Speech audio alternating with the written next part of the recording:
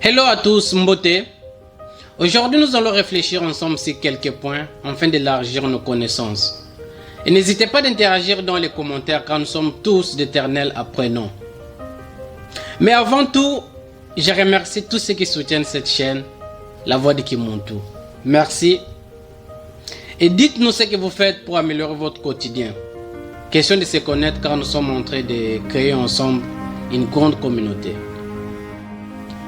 La prise de conscience est essentielle au développement de l'individu et de la société.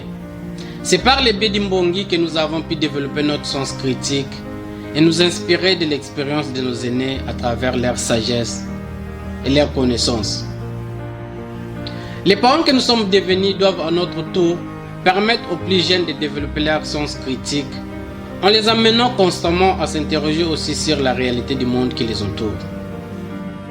J'habite en Europe depuis quelques années et une récente observation m'a permis de constater qu'ici, quelle que soit leur nationalité, les gens possèdent presque tout. Mais que cependant, ils veulent toujours plus.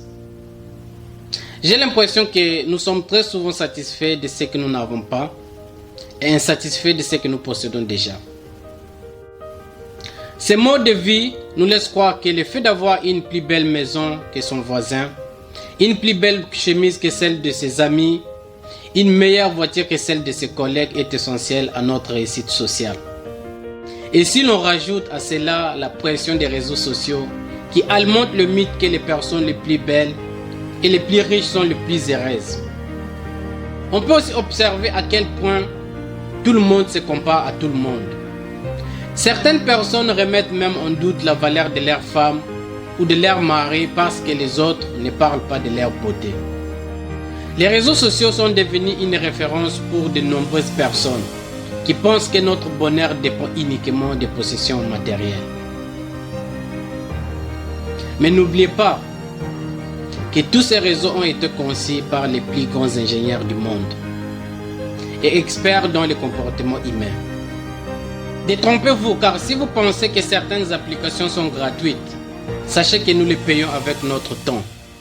Et c'est pendant que nous enrichissons ces réseaux, nous nous empauvrissons. Car nous perdons du temps à consacrer à notre famille et à la concrétisation d'un projet. Avec le recul, je constate que nos anciens possédaient peu et que cela ne les empêchait pas de bien vivre en harmonie.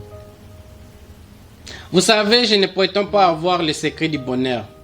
Mais à partir du moment où vous n'êtes plus capable de vous satisfaire du nécessaire, eh bien ce sont vos possessions qui vous possèdent et les biens matériels vous dominent. Si vous avez le sentiment de subir votre vie, je vous rassure qu'avoir une voiture de luxe ou une villa ne vous rendra pas plus heureux.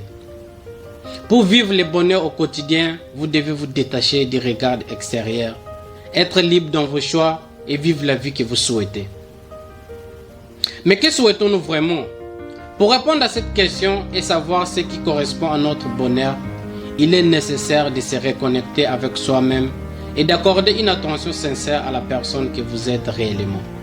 Voici ces pratiques que j'adopte dans mon quotidien.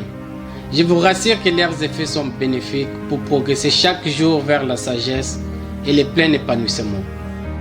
Détachez-vous des réseaux sociaux, des publicités, car tout cela a pour objectif de créer des fausses envies, des faux besoins. Prenez des moments pour vous couper du monde et restez seul avec vous-même. Cessez de regarder votre téléphone dès votre réveil. Prenez la décision de le faire 1 heure après votre réveil et à l'éteindre 1 heure avant de vous coucher le soir. Car ces 2 moments sont très importants pour le développement de votre esprit ou de notre esprit. Promenez-vous quotidiennement en forêt pour vous retrouver seul avec vos pensées tout en contemplant de la beauté de la nature. Lisez un bon livre pour élargir vos connaissances, développer votre sens critique et aussi vous remettre en question. Prenez le temps de vous écouter et de rester connecté avec votre être intérieur. Alors j'espère que ces pratiques auront des effets positifs dans votre vie. Moi je vous dis merci d'avoir regardé cette vidéo en entier. Si vous likez, commentez et partagez, vous faites preuve de la solidarité envers la voix de Kimuntu. Siama, Tatamana, Nunga.